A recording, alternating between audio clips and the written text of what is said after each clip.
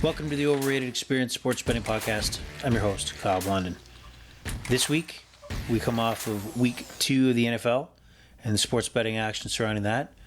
Busy weekend overall in sports, not just the NFL, but college football, English Premier Soccer and German soccer, Italian soccer, Spanish soccer, and MLS soccer if you wanted to place a few dollars down on that.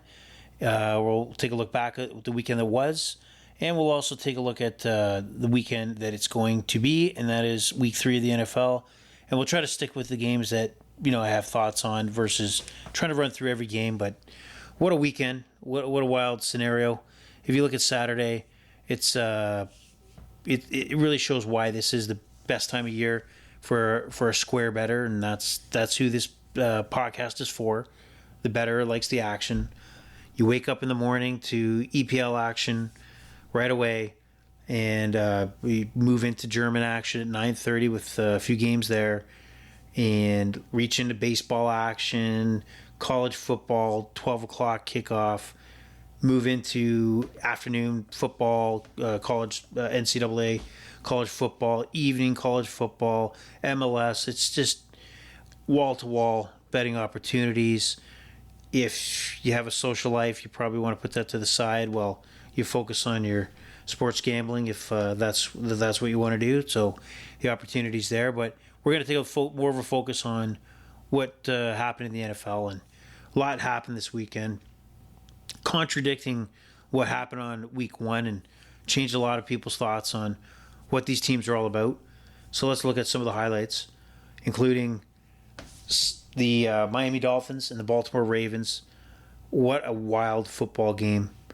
This game, when we talked about it last week, I did look at the Dolphins and covering the spread. I didn't think they would pull out the win.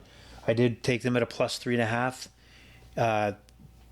They scored 28 points in the fourth quarter, wild comeback to take out the Ravens.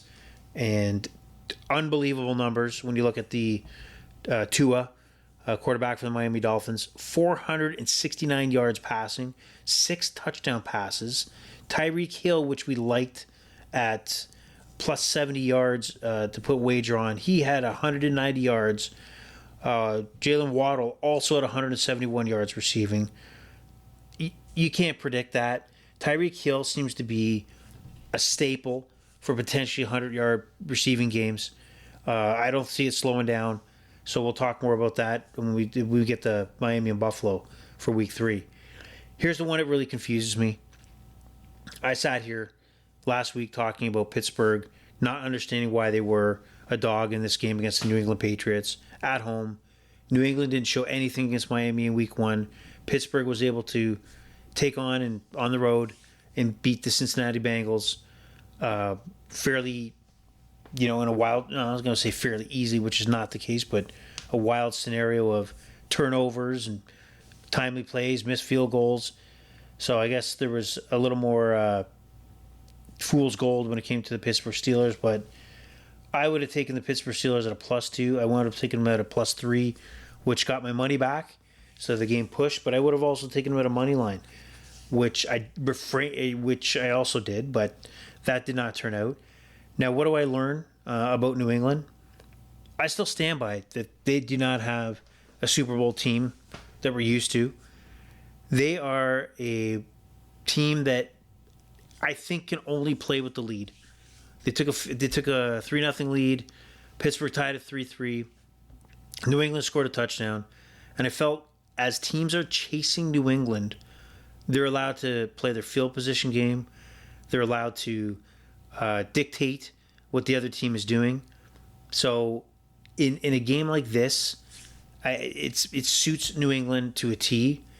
And I would keep on your radar as New England's schedule gets tougher with Buffalo down the road. If that spread is anywhere under a 6, hammer Buffalo. The only time that New England really gave Buffalo a run was when there was about 1,000-mile-hour winds in Buffalo, and New England could stick to their running game. Josh Allen was pretty much eliminated from throwing the ball. He had some drop passes, but don't be fooled. New England's not catching up. They're not a contender. They're not going to be able to come back from a 7 to 14 point lead. Although Mac Jones looks pretty good, they do not have enough weapons to adapt their style of game. It's going to be a tight, play with the lead kind of team that will be successful only if the game dictates they'll be successful based on how the start of the first half goes. So don't be fooled by New England. Depending on the game, depending on the quarterback, they will get toasted. So keep an eye on that for value. Also, I can't express my condolences to those who had a lot of money, significant money, or survivor pool pick was on the Cleveland Browns. I for sure looked at the New York Jets coming into Cleveland after Cleveland knocked off Carolina week 1. Joe Flacco starting quarterback for the New York Jets. I refer to him as a statue. He's a statue. I'm having trouble to get away from that. But when I look at a game for Flacco where he had 4 touchdown passes over 300 yards, and within less than 2 minutes eliminated a 13-point deficit to get a win for the Jets. Now let's put this in perspective. Let's pretend that you, the bettor, had significant money down on the Cleveland Browns. Cleveland goes up by 13. Chubb decides to score while the Browns are up by 7. Now, if you recall, this time last year, he had a play where he was running toward the end zone, and in a moment of looking at the big picture, he decided to run out of bounds so Cleveland could keep possession, so they could run out the clock, guarantee a victory. The opposite happens. He decides to score, which, to be honest, when you go up by 2 scores, you think the odds are so low. Sure, why not? Helps my over, go for it. So he scores at the just over 2 minutes remaining in the game. Extra point is missed. Okay, so you're up by 2 scores, but it's only 13. Great, that's fine. Jets have Joe Flacco, and they need to march down the field twice. And by the time they received the kickoff, there was 1:55 remaining in the game. 65-yard bomb, touchdown. In the first few snaps after they get the ball back, suddenly Jets are down by 7. But that's okay. They need to recover an onside kick. But guess what? They recover an onside kick. And then they march down the field, score a touchdown. Cleveland has no time to recover and get back into it. Jets win 31-30. Now, if you're the bettor on the side of the bad beat, and that bad beat means that you feel you got hosed, and the odds and the betting gods are looking down on your home and your couch, directly laughing at you, and went out of their way to make sure that you lost your bet. That is exactly how a bettor feels. And the odds for the Jets to come back and win must have been 1,000,000 to 1 for everything to play out, including that missed extra point. A missed extra point that at least would have tied the game up if it was not a 13-point deficit. The odds are so low that the Jets, especially the Jets, we're not talking about Kansas City and Patrick Mahomes. We're not talking about Josh Allen and the Buffalo Bills. We're talking about the New York Jets with Joe Flacco as quarterback. But got to give him credit. He had a great game. Jets are a little sneaky. They have a lot of young talent, a lot of young receivers that can put up some big numbers. So I don't think this is going to last, but what a game. And hats off. I'm not even wearing a hat, but if I had one on, Joe Flacco, I'd honor your statue because that's what you are still. I don't care what this win has done for you. Unbelievable game.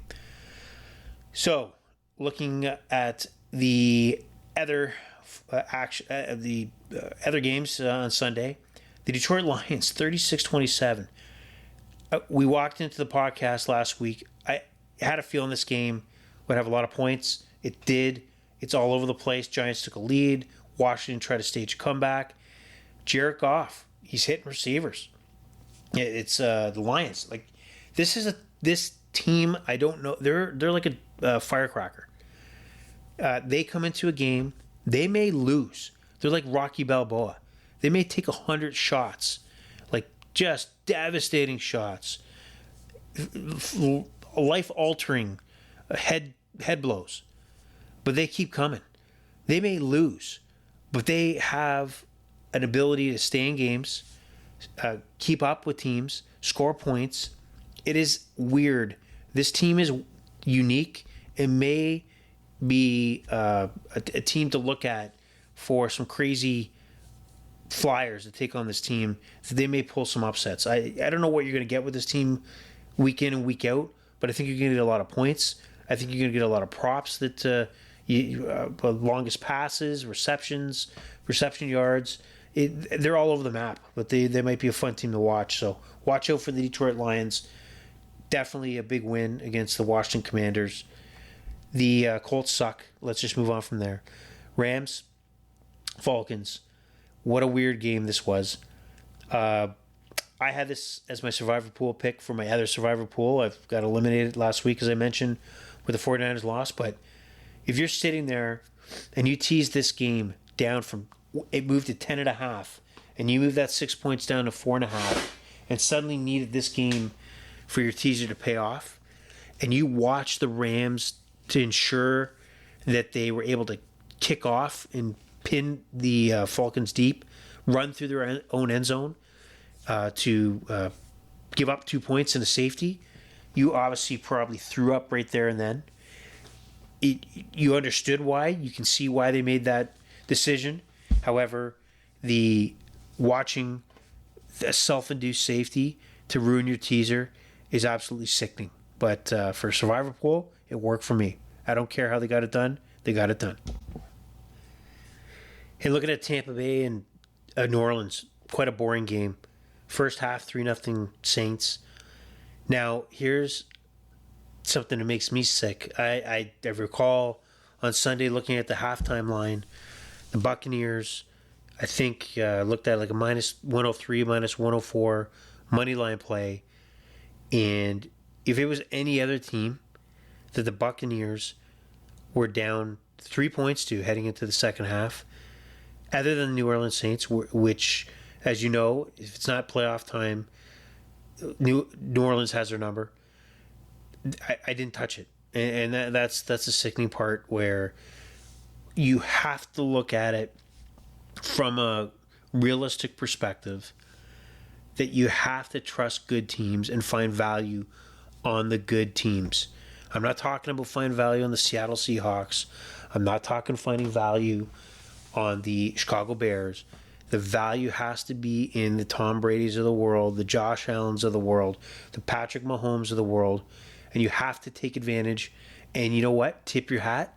And if you lose, it was the right thing to do.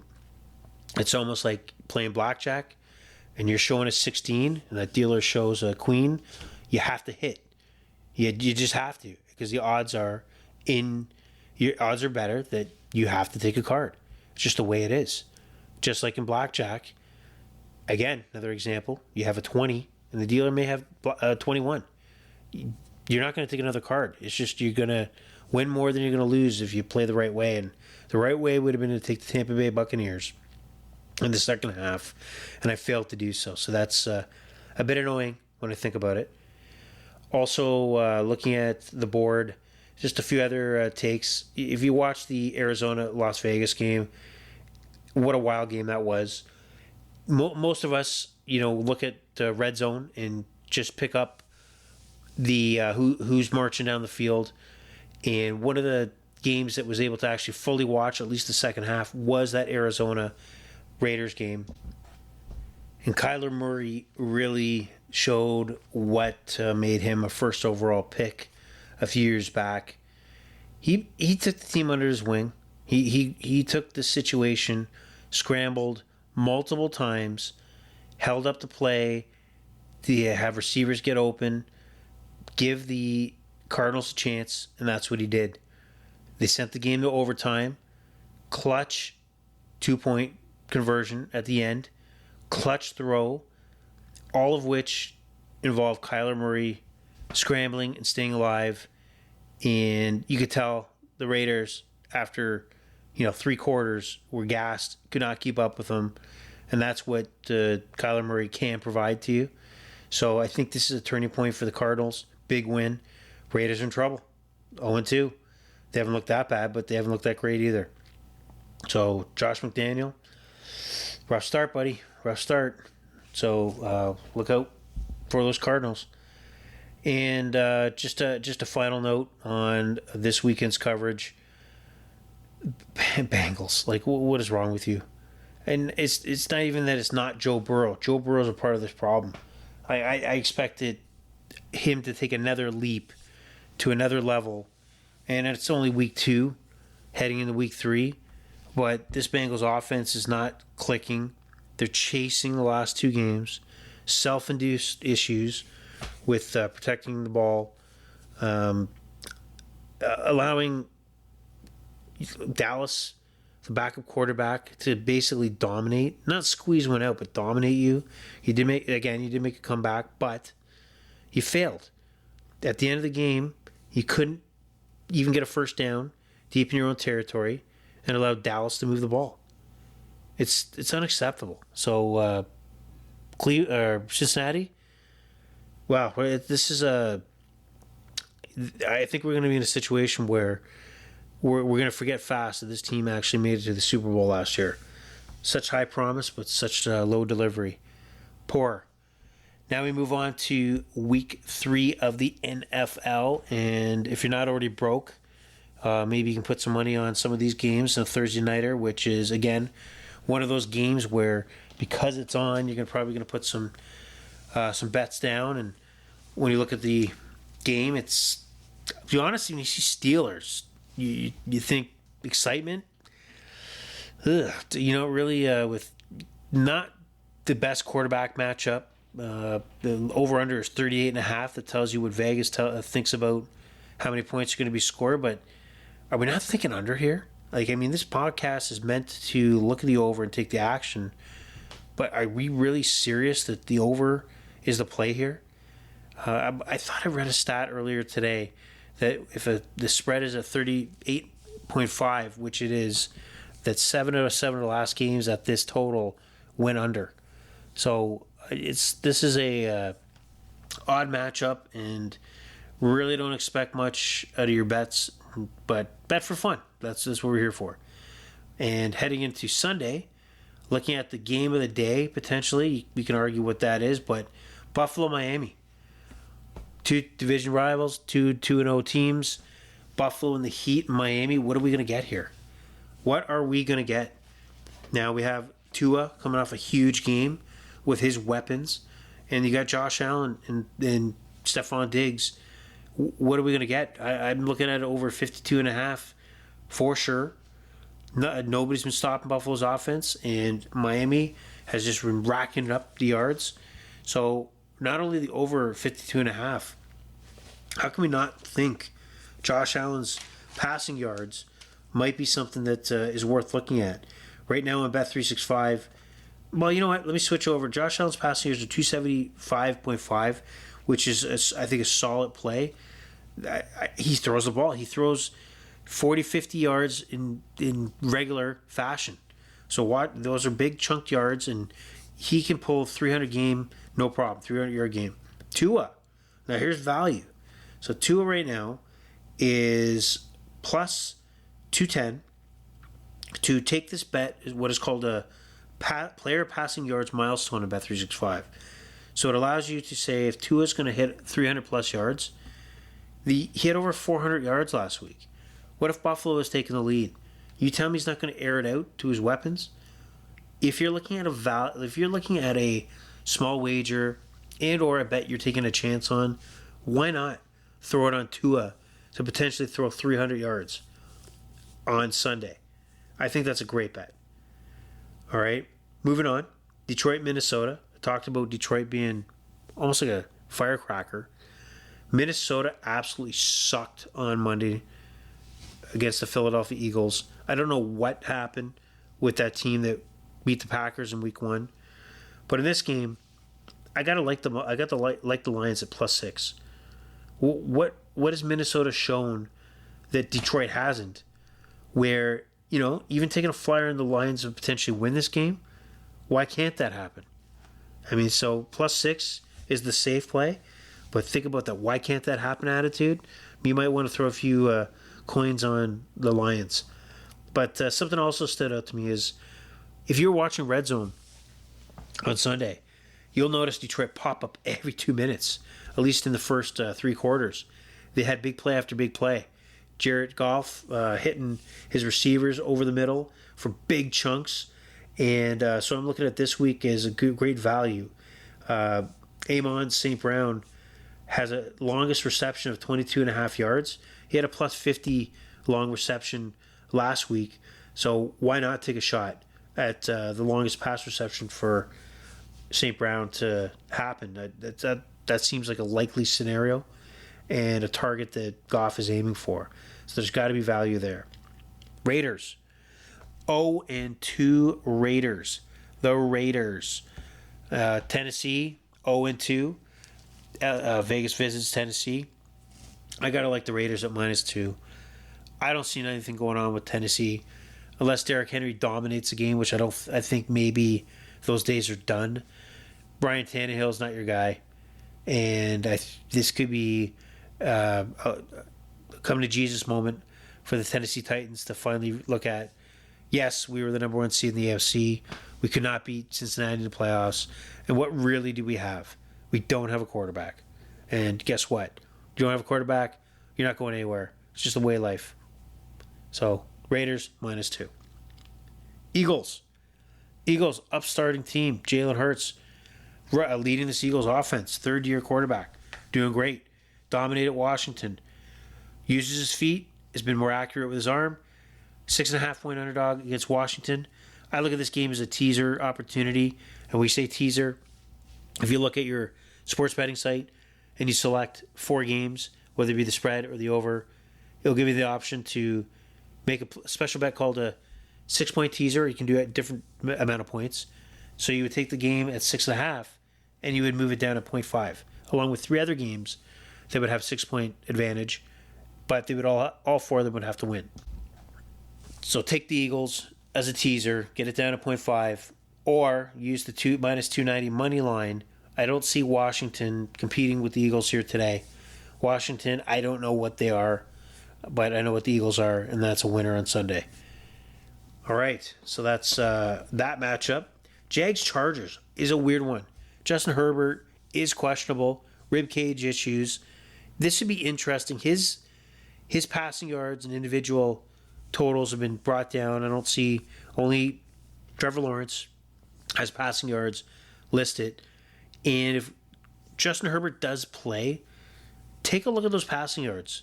If they're quite high, if they're 290, 300, you know what? Take a shot at the under. Think about sore ribs. Are they really going to let him run free? His value is that he has the ability to check all 4 or 5 options quickly and let go with the rifle arm that he has. And when you have that rib cage issue and you're not looking to get hit, your tendency to get the ball out and maybe not check down to that progression as fast as you might. So there might be opportunity there if he's ready to go. 47 points. Now is the time maybe to place a bet on the under. If Herbert doesn't play, there's no way that line's going to stay there for long. So 47 points might be the opportunity to take the under. But that's why they call it gambling. Take your chances and see what happens. Green Bay, Tampa Bay. 42 points. I know Tampa Bay is decimated with injuries. I know that they only scored 20 points against the Saints last week. The Saints games in divisional with Tampa Bay are anomalies. Either Green Bay or Tampa is going to light it up one way or another. I can't see this game staying under 42 points. No way, no how. Tom and Aaron are going to try to light each other up. They're not going to hold back. So 42 points is a steal. Take it now while you can.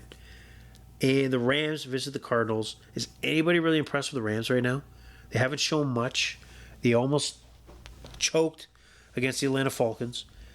And I got to think, though, that the 48.5, is that too high? But maybe the play here is the Cardinals.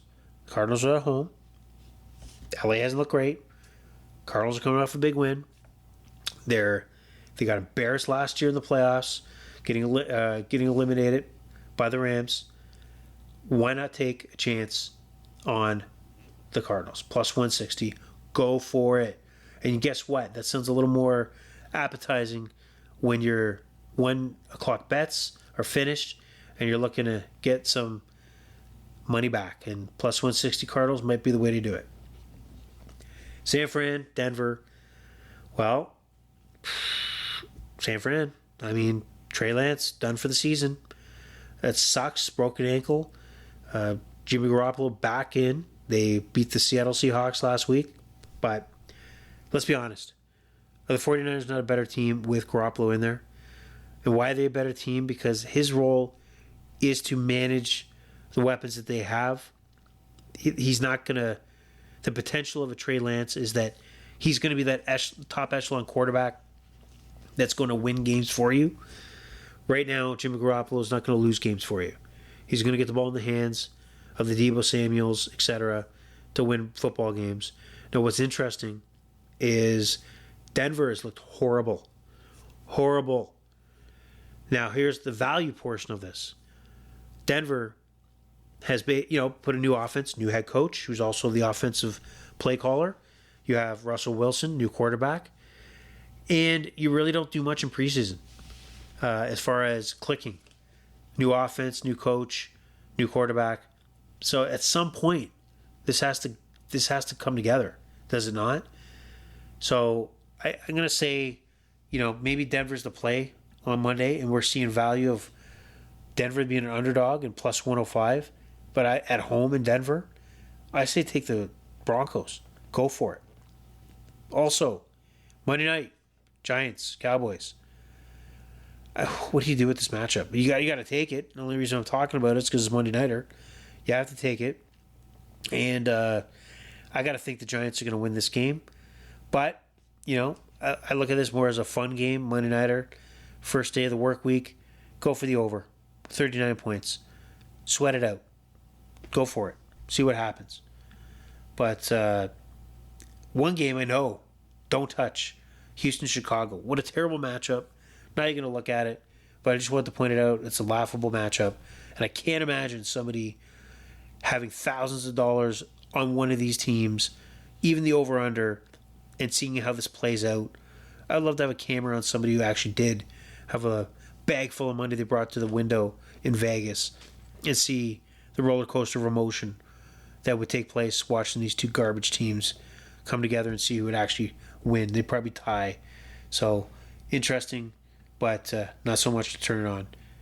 And just to conclude, that, again, a reminder that this is a sports gambling podcast, but it's not intended to influence anybody to invest any money. This is for fun. And we don't want anybody to get in any trouble spending money that they do not have. So hopefully everybody has a great weekend of bets. Hopefully a successful weekend of bets. And right now we are over and out on the Overrated Experience. Thanks again. We'll talk to you later. Bye-bye.